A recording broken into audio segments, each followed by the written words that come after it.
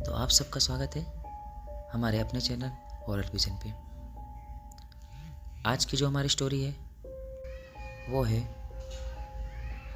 एक ऐसी जगह की जहाँ से बच्चे अक्सर अपनी अच्छी यादें लेके जाया करते हैं। यादें, ये स्टोरी है एक स्कूल की जहाँ पर बच्चे अपने साथ अच्छी बुरी, कभी बहुत ही ज़्यादा बुरी और कभी भयानक यादें लेके जाते हैं। यह स्टोरी है दो भाइयों की, एक का नाम है विजय और एक का नाम है संतोष। जो विजय है वो उम्र में संतोष से 1 साल बड़ा है और संतोष अपने भाई को बड़ा मानता नहीं है, क्योंकि हमेशा ऐसा होता है कि 1 साल के बड़े छोटे भाई बहन अपने भाइयों को, उतना बड़े भाई को इज्जत नहीं देते। हाँ, इज्जत तो नहीं देता था, पर ये अपने भाई से प्यार बहुत करता था। यही प्यार उसे अपने भाई के साथ एक भूतिया स्कूल में लेके जाएगा। जी हाँ, ये स्टोरी है एक भूतिया स्कूल की। और विजय और संतोष दोनों भाई एक पुलिसमैन के बेटे हैं। एक ऐसा पुलिस ऑफिसर जो अपने कामों में थोड़ा स्ट्रिक्ट है और थोड़ा ईमानदार है, जिसकी वजह से हमेशा उसके तबादले होते रहते हैं, जैसे फिल्मों में देखा है आप सबने, रियलिटी में भी होता है। तो इसी कारण से विजय और संतोष के पिताजी का एक बार फिर ट्रांसफ़र हुआ एक ऐसे गांव में जहां पर एक ऐसा स्कूल था जिसे भूतिया स्कूल के नाम से जाना जाता था। तो जो विजय और संतोष के पिताजी थे वो उस गांव पहुंचते हैं। उस गांव में अपना एक जो सरकार की तरफ से क्वार्टर मिला था, जो रहने की जगह मिली थी, उसमें जाके रहते हैं। और फिर वो निकलते हैं। शनिवार का दिन था जिस दिन वो पहुंचते हैं। रविवार को मार्केट में जाते हैं दोनों बच्चों को साथ में लेके, ताकि बच्चों को भी इलाके के बारे में थोड़ी जानकारी दे दी जाए और ख़ुद भी इस रास्ते और इस गांव से रूबरू हो जाए। तो इसी चाहत में पिताजी, मतलब विजय और संतोष के पिताजी, जाते अपने दोनों बच्चों के साथ मार्केट की तरफ। वहाँ से घर की जो ज़रूरत की चीज़ें होती हैं वो खरीदते हैं, क्योंकि अमूमन इन सबको तुरंत वहाँ जाके राशन पानी तो रखा नहीं रहता, क्योंकि उनको जाके भराना पड़ता है और साफ़ सफाई करनी पड़ती। तो पूरा दिन तो साफ़ सफाई में चला गया था कल का। तो कल कैसे तैसे जो पहले खाना वहाँ से लेके निकले थे उसको खाते हैं और सोते हैं। तो आज सुबह वो पहले तो गए मार्केट में, उस घर के लिए राशन पानी लिया, साग सब्जी लिया और वापस से पैदल आते गए। तो उन्होंने विजय और संतोष के लिए स्कूल को भी पास में देख लिया। आज तो रविवार था, जिस कारण से स्कूल बंद था। तो स्कूल के बाहर एक चाय की दुकान थी। तो उसके पिताजी संतोष और विजय को उस चाय की दुकान पे लेके जाते हैं। वहाँ एक चाय की ऑर्डर देते हैं और बोलते हैं भैया को, भैया एक चाय वाला चाय बनाता है अपने। फिर विजय और संतोष के पिताजी उस दुकानदार से पूछते हैं, भैया ये स्कूल कैसा है? मैं इस गांव में नया आया हूँ और मैं एक इंस्पेक्टर हूँ। पास के थाने में मेरी पोस्टिंग हुई है। मैं यहाँ जो पुलिस थाने का जो क्वार्टर है वहाँ रहता हूँ अपने बच्चों के साथ। तो अभी नया मेरा कल ही तबादला हुआ है, तो मैंने सोचा अपने बच्चों के लिए इस स्कूल में दाखिला करा दूँ और कोशिश करूँगा कि तबादला अब जल्द से जल्द ना हो, ताकि मेरे बच्चे अच्छे से पढ़ सकें। तो बताइए ये स्कूल कैसा है? तो सामने से चाय वाला कहता है कि देखिए भैया, स्कूल तो एक नंबर है। इस स्कूल में आजू बाजू के कई सारे गांव के बच्चे भी आते हैं पढ़ने के लिए, तो स्कूल तो अच्छा है, करा दीजिए। आज तो संडे है, आज तो आपका दाखिला होने से रहा, कल सोमवार को स्कूल खुलेगा, करा दीजिए। पर अगर आपको जल्दी हो तो बगल में ही जो गली जा रही है, इससे कि आप सीधा जाते रहेंगे तो दाहिने हाथ पे एक मोड़ आएगा। उस दाहिने हाथ पे मोड़ को लेते हुए जैसे ही आप घुसेंगे तो 3 नंबर का जो मकान है, घर नंबर 3, वो इस स्कूल के प्रिंसिपल का है। तो आप उससे मिल लीजिए और आपका हो सकेगा दाखिले का काम कल करा देंगे। कल परसों होता रहेगा, पर आपके बच्चे कल जाके स्कूल में बैठ के शिक्षा ग्रहण करते रहे, मतलब शिक्षा लेते रहे। तो यह बात सुन के उस विजय के और संतोष के पिताजी को और अच्छी बात लगी कि हाँ, ये तो हो सकता है, ये तो और ही अच्छी बात है। क्यों ना मैं जाता हूँ, अभी समय भी है और अभी बच्चों को नाश्ता भी कराया तो भूख तो लगी नहीं होगी। मैं जाता हूँ प्रिंसिपल साहब के पास और उनसे अपने बच्चों का दाखिला करा देता हूँ। तो विजय और संतोष के पिताजी दोनों बच्चों को अपने साथ लेते हुए और जो सामान लिए थे उसकी थैली को उस चाय वाले दुकान वाले के घर दुकान पे रख के उस गली के अंदर चल दी और चाय वाले दुकान वाले को बोलते गए कि भैया मैं सामान रखा हूँ, आधे घंटे के आता हूँ, थोड़ा देख लीजिएगा क्या मैं वज़न उठा के वहाँ जाऊँ, वहाँ से वापस से थोड़ा समझिए। तो चाय वाला कोई बात नहीं बाबू, आप जाइए आराम से, 1 घंटा आधा घंटा जितना जो समय लगे अपने हिसाब से समय लेके आप आ जाइए और अपना आकर सामान लेकर जाइए। तो विजय और संतोष के पिताजी विजय और संतोष को उस गली में लेके गए और तीसरे नंबर के मकान में जब गए और उन्होंने बेल बजाई। प्रिंसिपल साहब दरवाज़ा खोलते हैं और सामने विजय के संतोष के पिताजी को पाते हैं और बोलते हैं कहिए क्या काम है। तो विजय और संतोष के पिताजी कहते हैं कि मैं इधर ऐसा ऐसा आया हूँ, मतलब अपनी पूरी बात बताते हैं कि मैं एक इंस्पेक्टर हूँ, यहाँ आया हूँ तबादला बच्चों का एडमिशन कराना है ऐसा। तो ये बात सुन के प्रिंसिपल जी उन्हें अंदर आने के लिए कहते हैं। पिताजी विजय और संतोष के घर के अंदर जाते हैं और फिर प्रिंसिपल जी पानी वानी मंगवाते हैं, दोनों पीते पीते बात होती है। तो प्रिंसिपल जी बोलते हैं कोई बात नहीं, आप अपने बच्चों को कल से भेज दीजिए, कौन कौन सी क्लास में से बता दीजिए, उस क्लास में मैं एडमिशन करा देता हूँ और कल आइए फॉर्मेलिटीज़ पूरी करके और जो भी होगा यूनिफॉर्म लेके बच्चों को भेजा कीजिए। आप कल से बच्चों को भेज दीजिए। अब सारी चीज़ें हो गई, उसके पिताजी वहाँ से विदा लेते हैं, घर पर जाते हैं। घर पर जाने के बाद हाथ पाँव मुँह धोते हैं और बच्चे को बोलते हैं कि अब कल स्कूल जाना है तो उसके लिए तैयारी कर लीजिए, बैग वैग जो पैक करना है, जो करना है, किताब को भी जो ढूंढना है वो ला के डाल दो, जो उन्होंने मार्केट से ले ही लिया था। अब उनके पिताजी के चले जाते रसोई में बच्चों के लिए और अपने लिए खाना बनाने। 8:30 पौने 9 करीब खाना बन के तैयार हो जाता है। बच्चों को आवाज़ लगाते हैं, विजय संतोष आके टेबल पर आकर खाना खा लो और जल्दी सो जाओ, कल सुबह जल्दी उठना है, स्कूल के लिए जाना है। 7 बजे का स्कूल था इनका। बच्चों ने और पिताजी ने मिलकर खाना खाया और खाना खाते टाइम विजय और संतोष आपस में बात कर रहे हैं कि कल मैं ऐसा जाऊंगा स्कूल, इतने बजे उठूंगा, मैं स्कूल में जाके मैं ये करूंगा वो करूंगा। और संतोष विजय को बता रहे हैं, विजय संतोष को बता रहे हैं और ये बच्चों की बचकाने बातें सुनते हुए उसके पिताजी उन दोनों के और देख रहे हैं और अपने ही बचपन के बारे में सोचे जा रहे हैं। मैं भी पहले अपने स्कूल जाने के लिए ऐसे ही उत्साहित रहता था एक दिन पहले। फिर पिताजी ने बच्चों को बोला चलो फटाफट खाना खाओ और चलते हैं, सोते हैं और सुबह मैं आप तुम सबको उठा दूंगा 6 बजे। तो विजय बोलते हैं नहीं पिताजी 6 बजे नहीं, मैं खुद अपने आप उठ जाऊँगा। और संतोष बोलता है मैं भी अपने आप उठ जाऊँगा पर 6 बजे नहीं, हम थोड़ा जल्दी उठेंगे क्योंकि कल पहला दिन है। तो बच्चों के अंदर होता है ना एक उत्साहपन कि पहले दिन जाने का स्कूल अलग ही होता है। मैं तो कह रहा हूँ कि कई लोगों को तो नींद नहीं आती है कि सुबह कल स्कूल जाना है, नए स्कूल जाना है, क्या होगा कैसे नहीं होगा। और बिल्कुल ऐसे हुआ। पिताजी ने दोनों बच्चों को गुड नाइट बोला, गुड नाइट संतोष विजय। वहाँ से विजय और संतोष ने कहा गुड नाइट पिताजी। फिर उसके पिताजी ने कमरे की लाइट बंद की और दरवाजे को बाहर से थोड़ा उड़गा दिया और नीचे की तरफ चले गए अपने कमरे में सोने।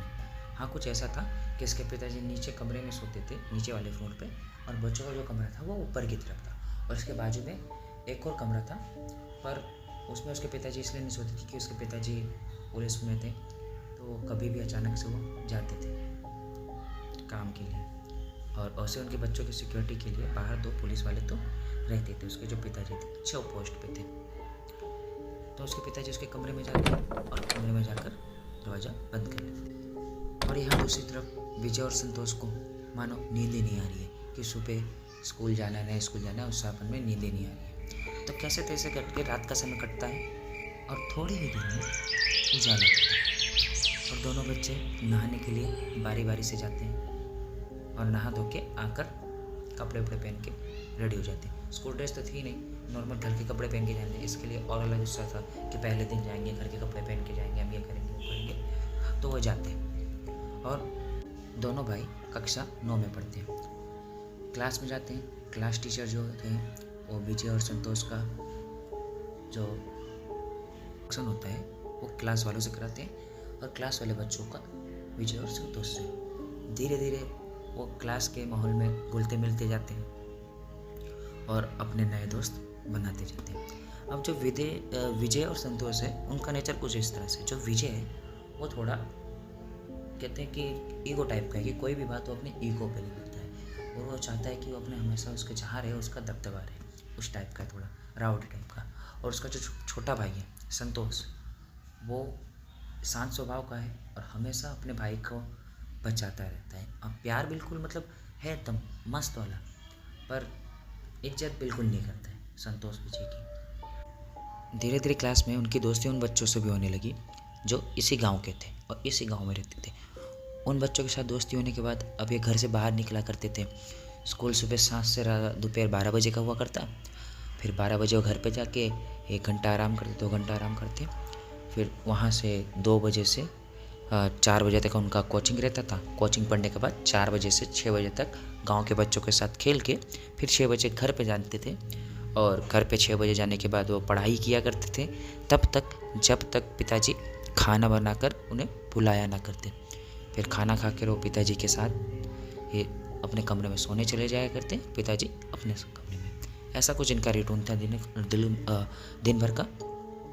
अब एक दिन गांव के बच्चे और विजय संतोष एक खुले मैदान में खेलने के लिए गए और शाम का समय था।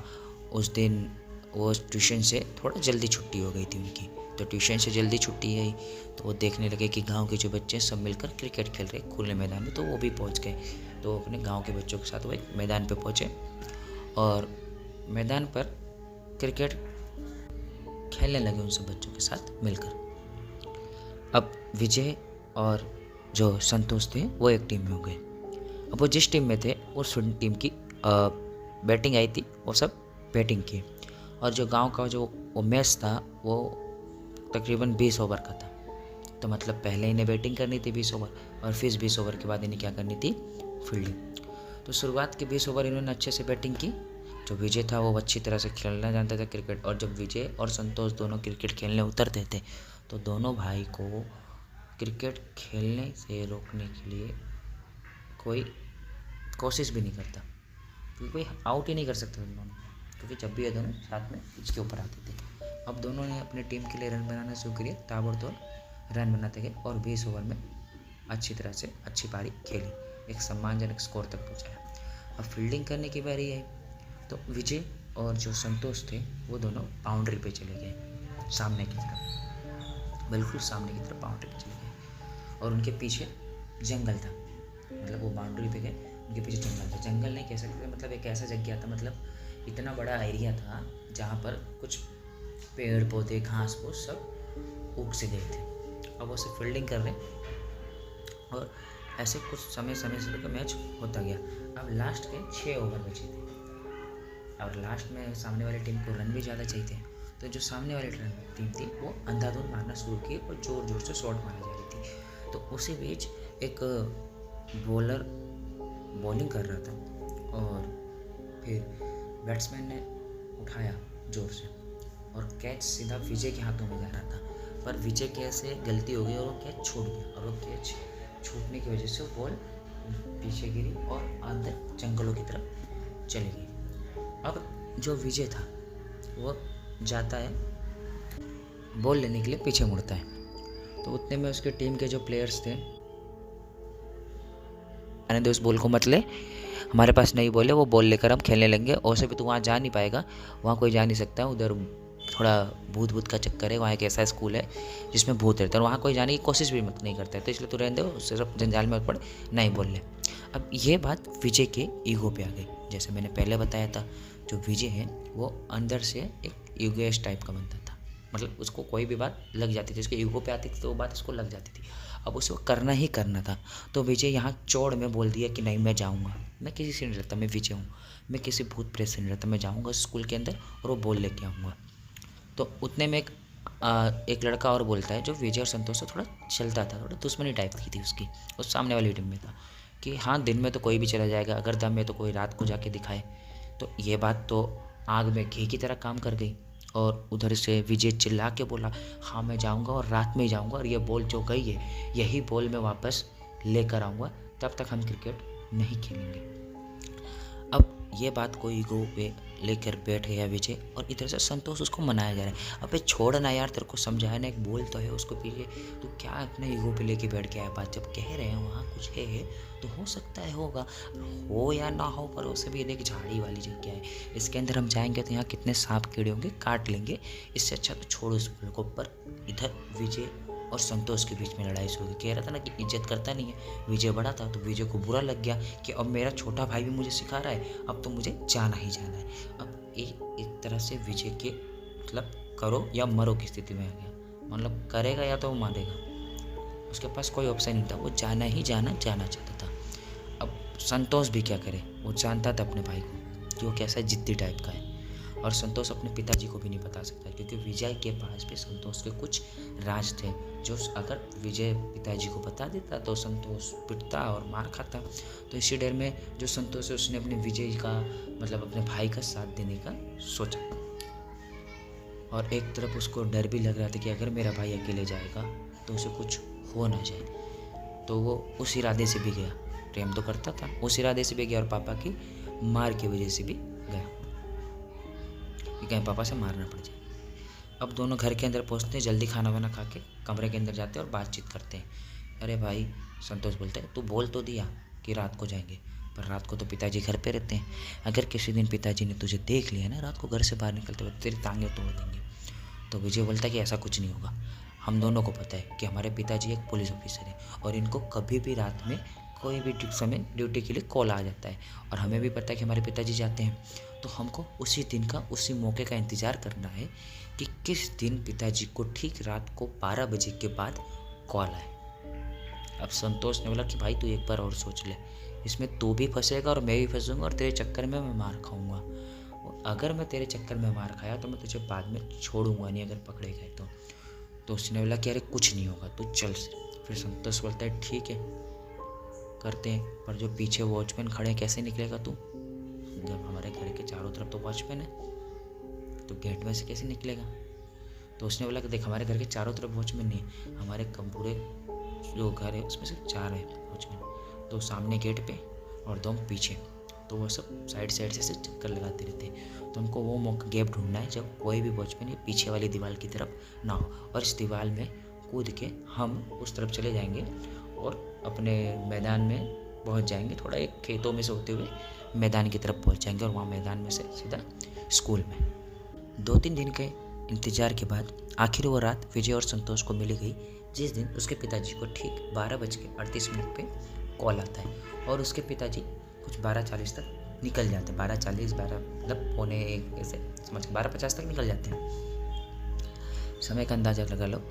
अब उसके पिताजी के गाड़ी जाने की उनको आवाज़ सुनाई देती है। विजय और संतोष के लिए वो रात आ ही गई जिस रात का इन्हें वर्षों से इंतज़ार था, और इसके पिताजी के जाते ही ये सीढ़ियों से होते हुए पीछे वाले रास्ते से पीछे वाली दीवार तक पहुँचे और इंतज़ार करने लगे कब वॉचमैन उस दीवार तक ना रहे तब ये कूदे। तो 2-4 मिनट के इंतज़ार के बाद उन्हें वो समय मिल गया कि उस दीवार की तरफ कोई वॉचमैन नहीं था, और ये दोनों एक जो संतोष था वो नीचे झुक गया और उसका भाई उस दीवार के ऊपर चढ़ के उसके संतोष को हाथ दे के उसको भी ऊपर चढ़ा के, और दोनों पीछे की तरफ कूद के भागते हुए खेतों से होते हुए मैदान की तरफ निकल गए। और मैदान में पहुंचने के बाद अब वो उस झाड़ी वाले इलाके मतलब जंगल वाले इलाके के अंदर जाने लगे। वो सब नीचे देखते हुए लाइट लिए थे, टॉर्च लिए थे और बॉल ढूंढते हुए आगे की तरफ बढ़ते हुए, और जब वो बढ़ते अचानक से वो एक ऐसे स्कूल के गेट के पास पहुँचे जो बंद और उसका गेट लोहे का था और उस गेट के ऊपर ताला लगा हुआ था, और ताला भी मुरझा हो गया था, मतलब पता नहीं कितने सालों से एक दरवाज़ा नहीं खुला होगा, इसके अंदर कोई गया नहीं होगा, उस ताले के ऊपर मुरझा लग गया था। वो चेन बस नाम मात्र उसके ऊपर लटकी थी, उसको बस हाथों से खींच देते तो वो टूट जाती, इतना मुरझा लग गया था। तो जो विजय था वो उस चेन को खींचता है और दरवाज़ा खोलता है, और तभी संतोष करता है कि अरे भाई इस स्कूल के अंदर ही क्यों बोल जाएगी, आजू बाजू भी जा सकती, कहीं भी जा सकती है। तो विजय उत्तर देता है कि देख तुझे भी पता है और मैंने भी इस पूरे जगह को अच्छे से ढूंढ लिया है, अब इस पूरी जगह पे अगर कोई जगह बचता है जहाँ अभी तक हम नहीं गए हैं तो वह ये स्कूल के अंदर अभी तक हम नहीं गए, और मेरे ख्याल से हो ना हो हमारी बोल अंदर ही होनी चाहिए। विजय अपने भाई को मना कर संतोष और विजय अंदर की तरफ जाते हैं और पूरा स्कूल मतलब समझो कि पूरा टूटने के कगार पे था। पूरे स्कूल के ऊपर से ऐसे लताएं निकल रही थी, पेड़ झाड़ी लगी हुई थी पूरे स्कूल में, और स्कूल में पूरा गंदगी फैली हुई थी। मतलब कुत्ता को मरने की हड्डी वहाँ पड़ी हुई थी, अलग अलग जानवर की मरने की उधर हड्डी पड़ी हुई थी। अब विजय और संतोष उसके स्कूल के अंदर होते जाते हैं, गेट के दरवाजे से अंदर होते हुए, और वो पहले फ्लोर के ऊपर अच्छी तरह से ढूंढते हैं उनकी बॉल। तो पहले फ्लोर पे वो पहले अच्छे से जब देखते हैं तो पूरा का पूरा जो गैलरी होता है वो पूरा मिट्टी से हो गया था, एकदम काई। ऐसे जो काई थी, मतलब बारिश के मौसम पानी भरा होगा इधर, और पानी भरने की वजह से काई आ गई, और काई उसके बाद वहाँ सूख जाने के बाद जैसे हो जाती है वो सब पूरा गैलरी हो चुका था। अब विजय और संतोष दोनों साथ में एक एक कमरे के अंदर जाके टॉर्च मार के देखते हैं। तो नीचे वाले फ्लोर पे कुल मिला के 4 कमरे थे और एक ऑफिस था, और ऑफिस के बाजू में जस्ट मतलब कि दरवाजे जब जैसे गेट के अंदर घुसते तो वहाँ एक रिसेप्शन सेंटर था। तो ऐसा कुछ था, और फिर ऊपर चढ़ने की सीढ़ियाँ थी। तो दोनों भाई ने मिलकर ऑफिस के अंदर भी और नीचे के सारे कमरे के अंदर ढूंढना, और कुछ मिला नहीं। तो जो संतोष होता है वो विजय को कहता है, देख तूने भी ढूंढ लिया, मैंने भी ढूंढ लिया, हम दोनों को अब यहाँ कुछ मिला नहीं, अब तू मेरी बात मान और यहाँ से चलते हैं। कहीं ना कहीं संतोष को उस जगह से अच्छी वाइब नहीं आ रही थी, इसलिए वो अब बार बार विजय को वहाँ से चलने की बात करने लगा। तो विजय और संतोष जैसे ही जा रहे थे, विजय भी कहा कि हाँ बॉल तो मिली नहीं, तो मतलब यहाँ बॉल होगी ना, कहाँ ऊपर फ्लोर पे सेकंड फ्लोर पर जाएगी नहीं, क्योंकि घसीटते आएगी तो सेकंड फ्लोर पर कैसे जाएगी।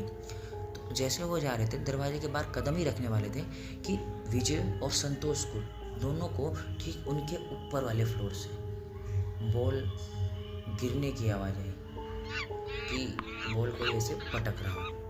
विजय और संतोष जहाँ थे उधर ही रुक गए, और विजय ने संतोष को कहा, देख हमारी बॉल लगता है ऊपर है, हो ना हो कोई जानवर है जो हमारी बॉल ऊपर लेके गया है और उसके साथ खेल रहा है, चल हम दोनों चलते हैं और वो बॉल लेकर वापस आते हैं। तो संतोष ने बोला कि देख मेरी बात, अभी इस समय कोई जानवर नहीं हो सकते इधर, क्योंकि हमने बाहर जानवर की हड्डी को देखा है, तो मेरे ख्याल से ये जगह ठीक नहीं है और तू चल। और उस विजय को बार बार उस बॉल की पटकने की आवाज़ आने लगी, और एक बंदर की आवाज़ आने लगी, कोई बंदर जैसे कि उस बॉल को पटक रहा है और चिल्ला रहा है। तो विजय उस आवाज़ के पीछे अपने भाई संतोष को लेकर सीढ़ियों से चलता हुआ ऊपर की ओर जाने लगा, और बोला कि देखिए बंदर की आवाज़ हो ना हो बंदर होगा। तो वो दोनों दूसरे फ्लोर पे पहुँचे और उस पूरी गैलरी को लाइट मार के अच्छे से देखने लगे। और उस पहले गैलरी में जब वो लाइट मारे तो चमगादड़ के उड़ने का मतलब उड़ के उनकी तरफ आया एक चमगादड़, 2-3 चमगादड़ उड़ गया, मतलब पूरे ऊपर वाली जगह पे तो कोई था नहीं, इतने सालों चमगादड़ अपना घर बनाते हुए चमगादड़ उड़ते हुए उनके मुँह पर। और संतोष और विजय थोड़ा हल्का सा डर गए, और विजय फिर अच्छी तरह से टॉर्च मार के हर एक कमरे में जाकर देखने लगा कि आखिर उसकी बॉल कहाँ है। अब उसको उस फ्लोर पे भी वो 4 के 4 कमरे में चला गया, उसको वहाँ उसकी बॉल नहीं मिली। अब वो जो स्कूल का लास्ट फ्लोर था, तीसरा फ्लोर, उसके ऊपर से फिर से उसे अपने बॉल गिरने की आवाज़ आई, और वही बंदर की आवाज़ आने लगी।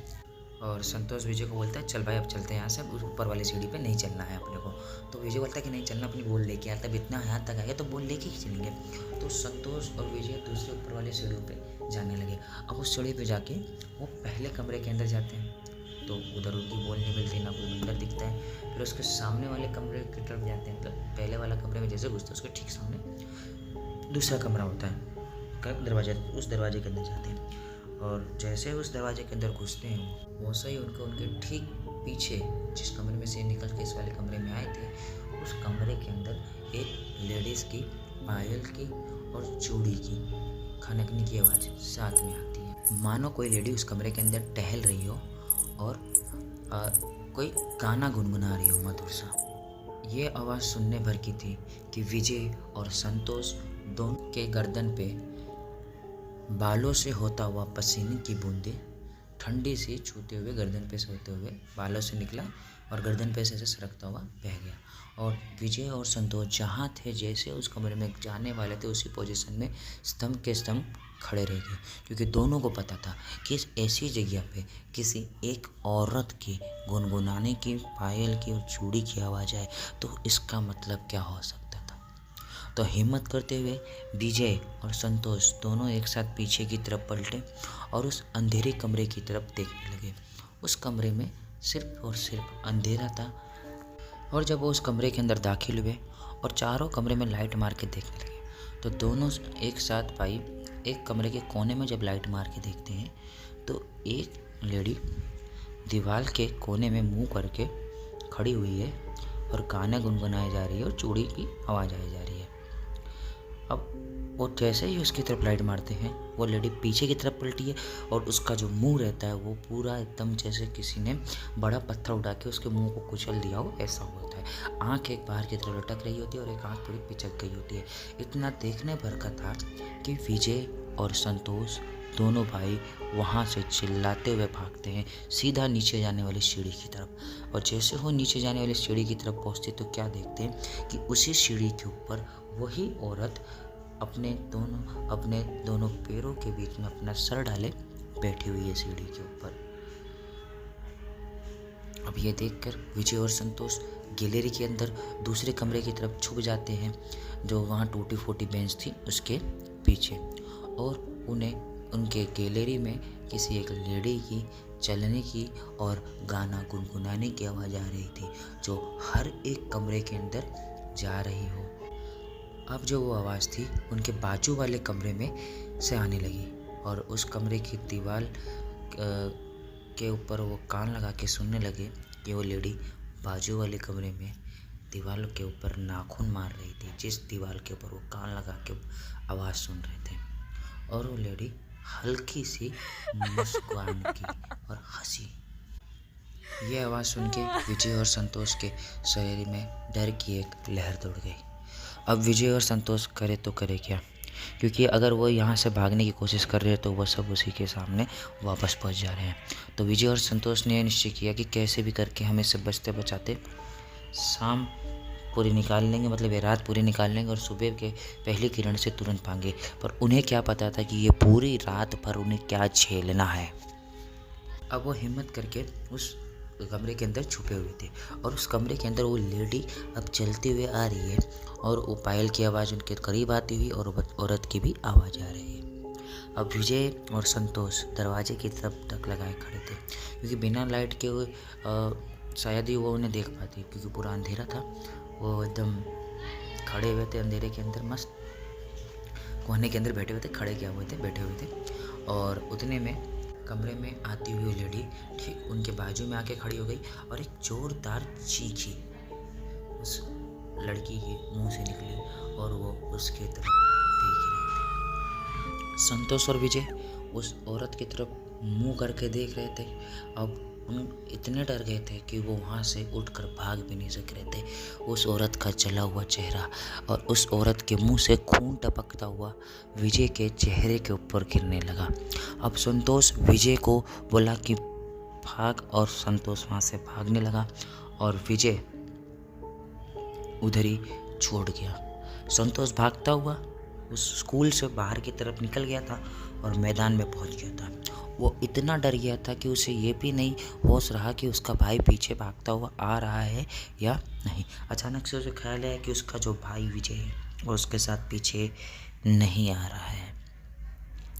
अब संतोष थोड़ी देर रुका और सांस लेते हुए बाहर से ही चिल्लाने लगा, विजय क्या कर रहा है, बाहर आ जल्दी, भाग के आ। पर संतोष को ज़्यादा देर नहीं लगी ये समझने में कि जो विजय है वो अंदर फंस गया है। और संतोष ने बिल्कुल भी वक्त ज़ाया नहीं किया और अपने भाई को बचाने के लिए अंदर जाने का फैसला लिया। संतोष अपने भाई से प्रेम करता था, प्यार करता था। इसी प्रेम की वजह से वो वापस उस स्कूल के अंदर गया और अब वो अच्छे से लाइट मार के अपने भाई को हमेशा आवाज़ लगाते हुए चिल्लाते हुए, विजय कहाँ पर है तू, जल्दी आ, यहाँ से चलते हैं, यहाँ वो औरत है हम सब दोनों को मार देगी, कहाँ है भाई, आजा आजा भाई। और उसका भाई कोई रिप्लाई नहीं दे रहा। वैसे ढूंढते हुए चारों तरफ हर एक कमरे में डर डर के जा रहा है और उसको उस पूरे बिल्डिंग में एक अजीब सी नेगेटिविटी और उस औरत के गाने के गुनगुनाने की आवाज़ आ रही थी। आवाज़ सुनते ही संतोष एक कमरे के अंदर छुप गया और धीरे धीरे हर एक कमरे के अंदर लाइट बंद करके अपने भाई को ढूंढने लगा। तभी उसको उसके भाई के आवाज़ आई कि जैसे उसका भाई किसी से बातें कर रहा हो या कुछ बड़बड़ा रहा हो। उसका भाई ऊपर वाले फ्लोर पे कुछ किसी से बातें कर रहा था और उसको आवाज़ आई जा रही थी। अब जो संतोष है वो सीढ़ियों से चढ़ता हुआ धीरे धीरे धीरे ऊपर वाले फ्लोर पे पहुंचा, सेकंड फ्लोर पे। अब उसके भाई की आवाज़ उसके ऊपर वाले फ्लोर पे आने लगी। अब उसे पता है कि ऊपर वाले ही फ्लोर पे कुछ होगा जिसकी वजह से मेरा भाई वहाँ फंसा हुआ है। मतलब उसे पता चल गया कि जिस कमरे से वो भागा था वहीं उसका भाई रह गया और उसका भाई वहाँ से भाग ना सका उसके साथ, और वो अकेले वहाँ से भाग के आ गया। अब उसे पता चल गया कि उसको उसके भाई को ढूंढने के लिए किस कमरे में जाना है। तो उसने टाइम को गवाए बिना सीधा सीढ़ियों से होते हुए तीसरे फ्लोर के ऊपर जाने लगा। जब वो तीसरे फ्लोर के ऊपर जा रहा था तो उसके भाई वाले कमरे में एक औरत घुसती हुई दिखी। ठीक उस कमरे के सामने वाले कमरे से हवा में तैरते हुए सामने वाले कमरे के गेट से निकली और उसके भाई वाले कमरे के गेट में हवा में तैरते हुए घुस गई। अब ये देखकर संतोष के पैर तले ज़मीन खिसक गई, क्योंकि उसको उसी कमरे में जाना था। उसी कमरे में से उसके भाई की आवाज़ आई थी और वो अब करे तो करे क्या, वो बाहर भी नहीं जा सकता। और उसे अपने भाई का प्रेम इतना था कि उसे उस भूत का डर भी कम लगने लगा और वो उस कमरे की तरफ आगे की तरफ बढ़ा। जब वो उस कमरे के तरफ बढ़ा तो अब उसको ऐसी आवाज़ आ रही थी कि मानो कोई चीज़ दीवार से टक टक ऐसे टकरा रही हो। संतोष हिम्मत करके उस कमरे की तरफ बढ़ता है और जब वो उस कमरे के अंदर घुसता है तो वो क्या देखता है कि उसका भाई अपना सर ज़ोर ज़ोर से दीवार के ऊपर लगातार मारे जा रहा है और ये बोले जा रहा है कि मुझे माफ़ कर दो, मुझे माफ़ कर दो, मुझे माफ़ कर दो। मतलब विजय लगातार दीवार पे अपना सर मारे जा रहा है और एक ही बात दोहराया जा रहा है, मुझे माफ़ कर दो, मुझे माफ़ कर दो, मुझे माफ़ कर दो। विजय की हालत देख के संतोष जोर से चिल्लाया, कहा कि विजय क्या कर रहा है तू, पागल हो गया है, चल यहाँ से। वो विजय को अपने कंधे पे लाद के वहाँ से ले जाने लगा और वो सीढ़ियों से होते हुए अपने भाई को लाद कर बाहर की तरफ ले गया। और जब वो बाहर की तरफ जा रहा था तो पूरे ही स्कूल में एक भयंकर हंसी गूंज रही थी। पूरी टी शर्ट जैसे मानो कि खून के बाल्टी के अंदर डुबो कर निकाल कर उसको पहना दी गई हो वापस। उसके सर से लगातार खून बहा जा रहा था। विजय अपने खड़े होने की हालत में नहीं था कि उसके इतने खून निकल गए थे और वो उसको घसीटते हुए उस घर से उस स्कूल से बाहर ले गया। और तब तक उसे वो हंसी की आवाज़ आती रही जब तक वो उस मैदान तक पहुंच नहीं गया। और मैदान में घुसने से पहले एक बार उसने पलटकर उसी स्कूल की तरफ वापस देखा तो उस स्कूल के लोहे वाले दरवाजे के उस तरफ एक औरत, वही सेम औरत खड़ी थी और हंसे जा रही थी। ये देखकर संतोष डर गया, सहम गया और अपने भाई को लाते लाते अपने घर की तरफ जाने लगा। समय हो रहा रात के तकरीबन 3 बजे वो अपने गेट के पास पहुंचा और उसके गेट के ऊपर खड़े वॉचमैन उसे देखकर चौंक गए कि बाबा तो अंदर थे। मतलब जो संजय और संतोष है उसे, संतोष और विजय उसे वो बाबा कहते थे कि बाबा लोग तो अंदर थे, बाहर कैसे आ गए। तो दोनों वॉचमैन भागते हुए संतोष और विजय के पास गए, उनको कमरे में लेके गए, उनकी मरहम पट्टी की विजय की और उसके पिताजी को कॉल किया। उसके पिताजी सुनते ही ये बात तुरंत घर पे दौड़े हुए हैं और विजय को हॉस्पिटल लेके गए और एक्सरे कराया, CT स्कैन कराया। देखने पे पता चला डॉक्टर के द्वारा कि विजय को ज़्यादा चोट तो नहीं आई थी शारीरिक, पर विजय और संतोष के मन पर जो मानसिक चोट आई थी वो बहुत गहरी थी। मानो इस घटना ने संतोष और विजय को इन भूतों के ऊपर विश्वास करने पर मजबूर कर दिया और ये घटना उनके स्कूल से जुड़ी सबसे भयंकर घटना में बदल गई, जिससे आज भी वो उस मैदान की तरफ जाने से सहमते हैं। हालांकि अब धीरे धीरे वक्त ने ये जो जख्म उन्हें मिला था यादों का, उसके ऊपर मरहम लगा के आगे की तरफ धकेल दिया, पर आज भी कभी भी वो उस मैदान के बारे में सोचते हैं, उस जगह और उस औरत की हंसी के बारे में सोचते हैं तो वही दृश्य उनके आंखों के सामने दौड़ जाता है। तो दोस्तों ये थी हमारी स्टोरी। आपको कैसे ये स्टोरी लगी होगी मुझे बताइएगा, कमेंट कीजिएगा। और अगर मेरी स्टोरी पसंद आ रही है, दिल करे तो ही लाइक कीजिएगा और चैनल को सब्सक्राइब ज़रूर कर लीजिएगा। अगर ये स्टोरी नहीं पसंद आई तो आने वाली अगली स्टोरी भी आपको पसंद आएगी, पर कभी ना कभी मैं एक ऐसी स्टोरी बनाऊंगा जो आपको दिल तक छू जाएगी और आपके हाथ अपने आप सब्सक्राइब बटन पे चले जाएंगे। अगर पसंद आए तभी सब्सक्राइब और लाइक कीजिएगा। तो चलो मिलते हैं अब अपने अगली स्टोरी पे मुलाकात होगी। जय हिंद, जय श्री राम।